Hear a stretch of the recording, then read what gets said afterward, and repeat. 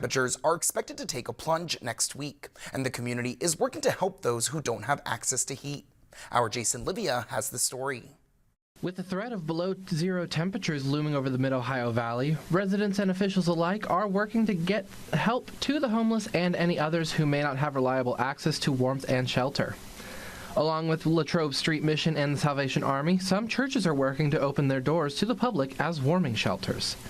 The Gathering Church on 14th and Latrobe in Parkersburg officially opened their doors today, and Pastor Melody Smith says they'll be open for people to come and get a good night's rest. We just have noticed there's a need for extra places. Our understanding is the mission is over full, and so is Salvation Army. So we're just kind of extending our hours and opening the doors so people can come and have a warm place to sleep. So Smith says they have no timeline currently on how long they will be open as a warming shelter. Parkersburg City Councilman Zach Huffman says that other warming stations are popping up, and there is pet care and taxis available to those who need it. So in addition to the warming stations, we also do have House to Home taking people at 7th Street. We have Disciples of Christ on Washington Avenue.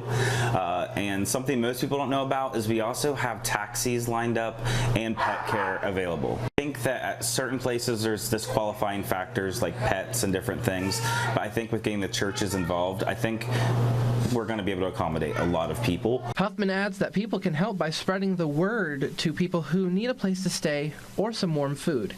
He also says he hopes more churches follow suit to help the community prepare for the cold. Meanwhile, the United Way Alliance of the Mid-Ohio Valley is also giving a helping hand by connecting people with the right places and reliable information.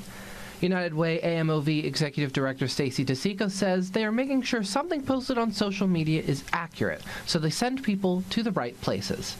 We pay attention to what the community chatter is, and then we reach out to those resources and we verify and we update.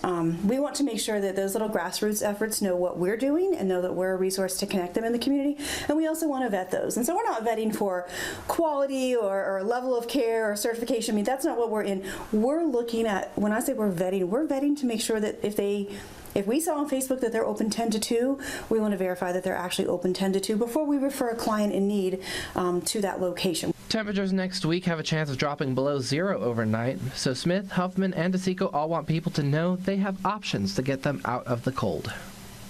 This is Jason Livia in Parkersburg. With WTAP News, this is Home.